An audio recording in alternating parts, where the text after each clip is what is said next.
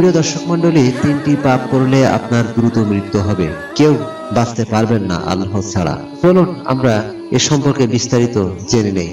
আমাদের বর্তমান যুগে গুনাহ করা খুব সহজ বিষয় হয়ে পড়েছে। প্রযুক্তির অপব্যবহারে বেশিরভাগ মানুষ হাবুডুবু খাচ্ছে গুনাহর অতল সাগরে। ফলে মানুষের জীবনে নেমে আসছে অন্ধকারের ঘোর অমানিসা, যা তাদের কৃতকর্মেরই ফল। মানুষকে কখনো কখনো তার পাপের কুপ্রভাব ভোগ করতে হয়। যদি সে তওবা না করে তবে তাকে গ্রাস করে দিতে পারে। জলে স্থলে বিপর্যয়। নভমণ্ডল ও ভূমণ্ডলে যত বিপর্যয় সৃষ্টি হয় তার সবকটি মানুষেরই পাপের ফল। খরা, অনাবৃষ্টি, ভূমিকম্প, প্লাবন, মহামারী প্রভৃতির মূল কারণ হলো পাপ ও গুনাহের কারণ। মহান আল্লাহ বলেন, মানুষের কৃতকর্মের ফলে জলে স্থলে বিপর্যয় দেখা দিয়েছে, যাতে তিনি তাদেরকে তাদের কিছু কর্মের শাস্তি আস্বাদন করান, যাতে তারা আল্লাহর দিকে ফিরে আসে। সূরা রুম আয়াত নং 41। রিজিক ও জীবিকা সংকট। পাপের কুপ্রভাবে মানুষের রিজিকে সংকীর্ণতা নেমে আসে। রাসূল সাল্লাল্লাহু আলাইহি ওয়াসাল্লাম বলেছেন, দোয়া ছাড়া আর কিছুই ভাগ্য পরিবর্তন করে না, নেক আমল ছাড়া আর কিছু আয়ু বাড়ায় না, এবং কৃত পাপের কারণেই বান্দার জীবিকা অর্থাৎ রিজিক থেকে বঞ্চিত হয়। ইবনে মাজাহ হাদিস নং 4022। এরপর লজ্জা শরম হ্রাস পাওয়া।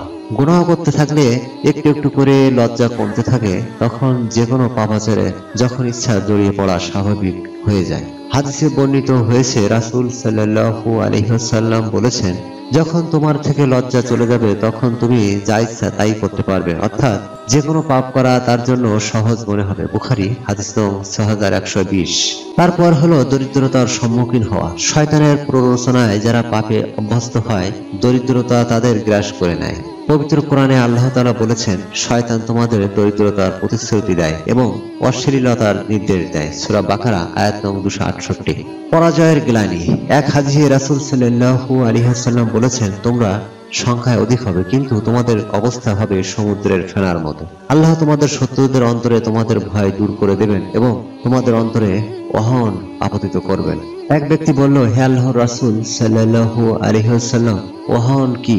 তিনি বললেন, অহন হলো দুনিয়ার মোহ ও মৃত্যুকে অপছন্দ করা। আবু দাউদ হাদিস নং 4299। সবার কাছে নিন্দিত হওয়া। আল্লাহ পাপী ব্যক্তির উপর মানুষের ঘৃণা সৃষ্টি করে দেন, ফলে সবাই তাকে অপছন্দ করে থাকে। হযরত আবু হুরায়রা রাদিয়াল্লাহু আনহু থেকে বর্ণিত, রাসূল সাল্লাল্লাহু আলাইহি ওয়াসাল্লাম বলেন, আল্লাহ যদি কোনো লোকের উপর রাগ করেন তখন জিবরাইল আলাইহিস সালামকে ডাক দেন এবং বলেন, আমি অমুক বান্দার উপর রাগ করেছি, তুমিও তার প্রতি নারাজ হও।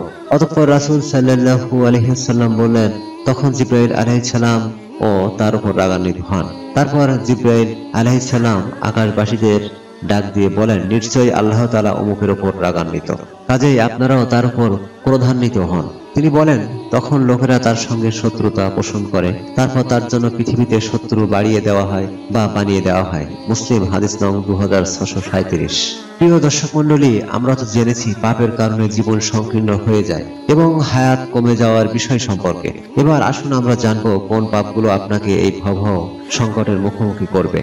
এর মধ্যে সর্বপ্রথম যে পাপ, সেটি হচ্ছে আত্মীয় স্বজনকে তাদের অধিকার থেকে বঞ্চিত করলে, তাদের হক আদায় না করলে, তাদের সাথে সুসম্পর্ক না রাখলে সে ব্যক্তির আয়ু সংকীর্ণ হয়ে যায়।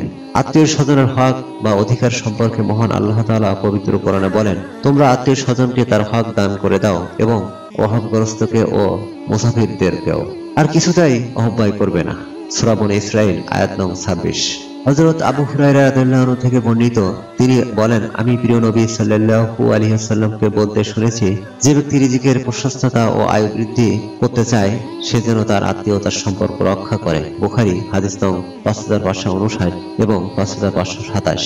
দ্বিতীয়ত, মিথ্যা বললে মানুষের আয়ু সংকীর্ণ হয়ে যায় বা চেহারা নষ্ট হয়ে যায়, অর্থাৎ দুনিয়া আখিরাতে উভয় জগতে চেহারা বিবর্ণ ও মলিন হয়ে যায়। আল্লাহ তাআলা বলেন, আর যারা আল্লাহর প্রতি মিথ্যা আরোপ করে, কিয়ামতের দিন তুমি তাদের চেহারাগুলো কালো দেখতে পাবে। সূরা জুমার আয়াত নং 60। হযরত আলী রাদিয়াল্লাহু আনহু থেকে বর্ণিত হাদিসে রাসূল সাল্লাল্লাহু আলাইহি ওয়াসাল্লাম বলেন, মিথ্যাবাদী জাহান্নামে প্রবেশ করবে। বুখারী হাদিস নং 106। হযরত আব্দুল্লাহ ইবনে মাসউদ রাদিয়াল্লাহু আনহু থেকে বর্ণিত হাদিসে রাসূল সাল্লাল্লাহু আলাইহি ওয়াসাল্লাম বলেন, সত্যবাদিতা হচ্ছে শুভ কাজ, আর শুভ কাজ জান্নাতের দিকে নিয়ে যায়। আর বান্দা যখন সত্য বলতে থাকে একসময় আল্লাহর নিকট সে সত্যবাদী হিসেবে পরিগণিত হয়। আর মিথ্যা হচ্ছে পাপাচার, পাপাচার জাহান্নামের দিকে নিয়ে যায়। বান্দা যখন মিথ্যা বলতে থাকে আল্লাহর নিকট একসময় সে মিথ্যুক হিসেবে গণ্য হয়। বুখারী হাদিস নং 5743, মুসলিম হাদিস নং 2607।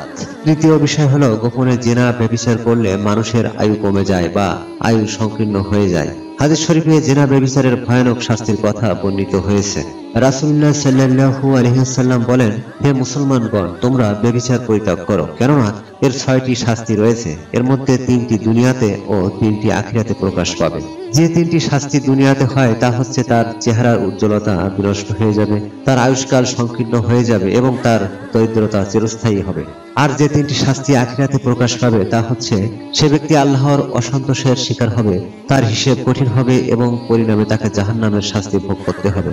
বাইহাকী হাদিস নং 564। হযরত সাহাল ইবনে সাদ রাদিয়াল্লাহু আনহু থেকে বর্ণিত, রাসূলুল্লাহ সাল্লাল্লাহু আলাইহি ওয়াসাল্লাম বলেন, যে ব্যক্তি মুখ ও লজ্জাস্থানের হেফাজতের জামিনদার হবে আমি তার বেহেশতের জামিনদার হব।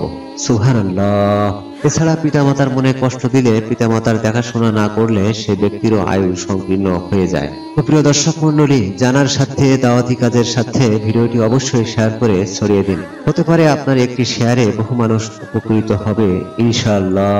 আর যারা এই প্রথম আমাদের ভিডিও দেখছেন তারা অবশ্যই অনুগ্রহ করে আমাদের চ্যানেলটি সাবস্ক্রাইব করে আমাদের সঙ্গেই থাকবেন এবং পাশে থাকা নোটিফিকেশন বাটনটি অন করে দিবেন, যাতে করে আমরা এই ধরনের ভিডিও আপলোড দেওয়ার সঙ্গে সঙ্গে আপনারা পেয়ে যান। আল্লাহ আমাদের সবাইকে সুস্থ রাখুন, ভালো রাখুন, এই বলে আজকের ভিডিও এখানেই শেষ করছি। আসসালামু আলাইকুম ওয়া রাহমাতুল্লাহ।